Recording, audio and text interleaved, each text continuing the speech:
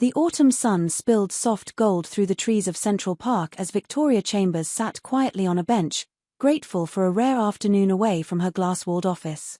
At 37, she was the CEO of Chambers Media Group, a title she had earned through grit and sacrifice. But success had come with a cost: no family, few friends, and an emptiness that lingered no matter how high she climbed. She was scrolling through emails when a small, gentle voice broke her focus. "Excuse me, pretty lady." Victoria looked up. A little girl stood before her, 3, maybe 4 years old, with sunlit curls and a pink dress. She clutched a worn teddy bear, but what stopped Victoria cold was the locket glinting at her neck, a gold pendant with a delicate rose design. Victoria's breath caught. She knew that locket. She had given it away 5 years ago under circumstances that still haunted her. "Hello," Victoria managed, her voice unsteady. "Are you here with someone?" The child pointed to a woman on a nearby bench. "That's Miss Sarah, my nanny. But I wanted to talk to you 'cause you looked sad. Mommy says we should help sad people feel better." Victoria forced a smile, her eyes fixed on the necklace. "That's very kind of you. What's your name?" "I'm Emma," the girl said proudly. "I'm 3.5. What's your name?" "I'm Victoria. And that's a beautiful necklace you're wearing, Emma." Emma touched the locket softly. "Mommy gave it to me before she went to heaven. Daddy says it was special, a gift from someone important. I wear it every day so Mommy can stay close." Tears welled in Victoria's eyes. 5 years ago, she had made the hardest choice of her life, giving up her baby girl for adoption. She had been 29, building a company from scratch, abandoned by her boyfriend, terrified and alone. She'd left only one thing with her daughter, the gold locket her own mother had given her, the only treasure she had. "Emma, sweetheart," Victoria whispered, "where's your daddy?" "He's coming," Emma said. "He went to get my toy from the car. But can I ask you something?" "Of course. Can you be my mommy for one day? Daddy's sad 'cause I don't have one, and I'm sad too. If you be my mommy today, maybe we can all be happy." The words shattered something deep inside Victoria. This was her child, the same blonde hair, the same innocent warmth. The baby she'd held for 10 minutes before saying goodbye. "Emma," a man's voice called. Victoria looked up to see a man approaching, late 30s, rugged, kind eyes, wearing jeans and a sweater. Concern, not anger, crossed his face.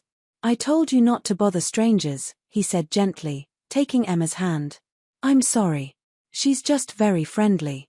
Victoria rose and froze when his gaze met hers. Recognition flickered, then shock. "Victoria," he breathed. "Andrew," she whispered back. Andrew Chen. They had worked together years ago before life took them in separate directions. "You adopted Emma," Victoria said quietly. It wasn't a question. Andrew's eyes fell on the locket, realization dawning. "You're her birth mother. You left this for her." Emma blinked between them. "You know each other?" Andrew knelt beside her. "Sweetheart, can you go play with Miss Sarah for a minute? Daddy needs to talk to this lady." Emma nodded and skipped away. Andrew and Victoria sat on the bench, a heavy silence between them. "My wife and I adopted Emma when she was 3 days old," Andrew said softly. "The agency said her birth mother was young, scared, wanted a better life for her baby. They gave us the locket, told us to give it to her when she was ready. My wife, Rebecca, she treasured it. When she got cancer 2 years ago, she made sure Emma wore it. She passed 6 months later." Victoria wiped tears from her cheeks. "I didn't know. I never knew who adopted her, if she was happy."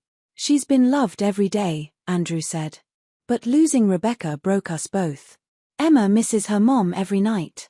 When I gave her up," Victoria whispered, "I thought I was doing the right thing.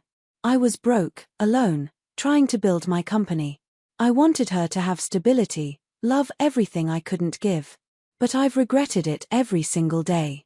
Andrew looked at her quietly. "Emma asked you to be her mom for one day. What if I asked you to be her mom for longer?" Victoria stared at him. "What?" "I've been alone with her for 18 months, Andrew said. "She needs a mother figure. Someone to love her, guide her.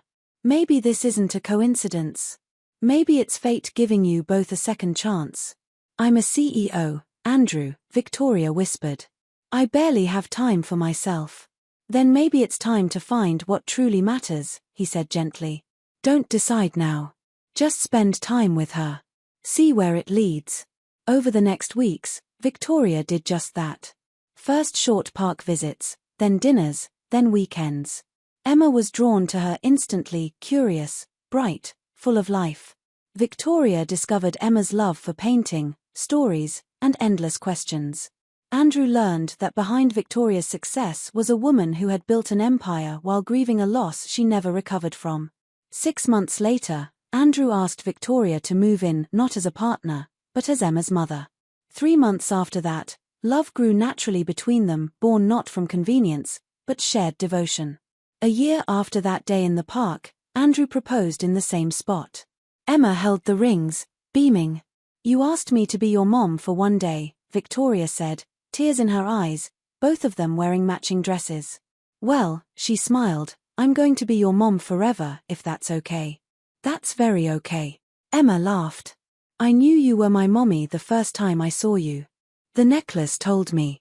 Sometimes, what we give away finds its way back, carrying second chances we thought were gone. And sometimes, a child's wish for one day of love opens the door to a lifetime of it, healing wounds, mending hearts, and turning strangers into family. If this story touched your heart, please like, share, and subscribe for more stories of love, loss, and second chances. Tell us in the comments, have you ever had something precious returned to you?